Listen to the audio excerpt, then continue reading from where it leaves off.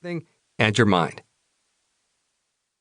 Consider, for example, the implications of an analysis of interviews conducted by a group of British researchers with 118 professional traders and 10 senior managers at 4 City of London investment banks.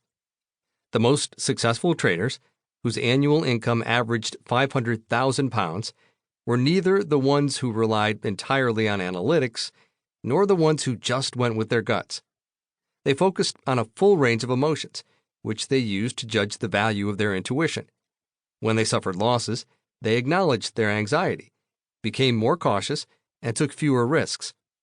The least successful traders, whose income averaged only £100,000, tended to ignore their anxiety and keep going with their gut. Because they failed to heed a wider array of internal signals, they were misled.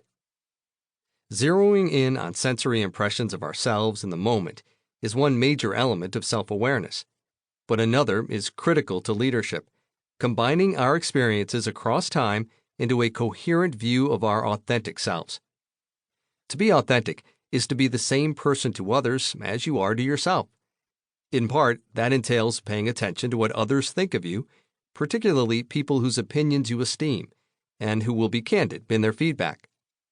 A variety of focus that is useful here is open awareness, in which we broadly notice what's going on around us without getting caught up in or swept away by any particular thing. In this mode, we don't judge, censor, or tune out.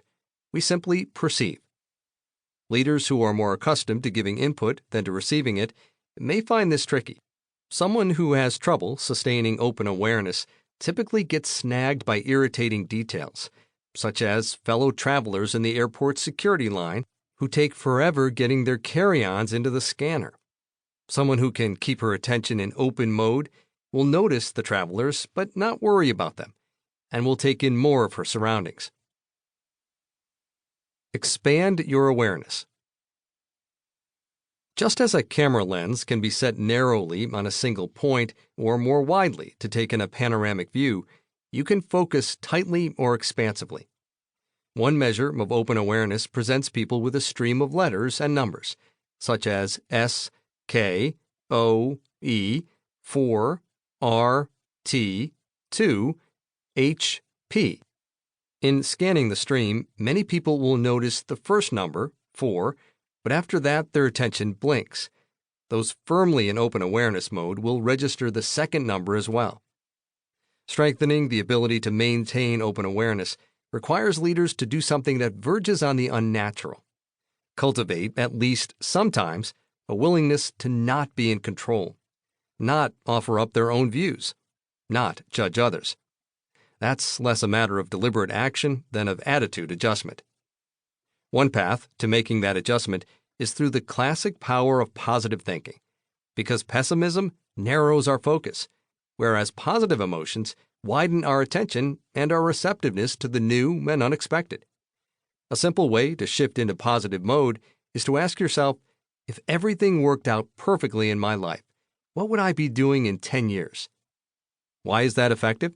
Because when you're in an upbeat mood, the University of Wisconsin neuroscientist Richard Davidson has found, your brain's left prefrontal area lights up.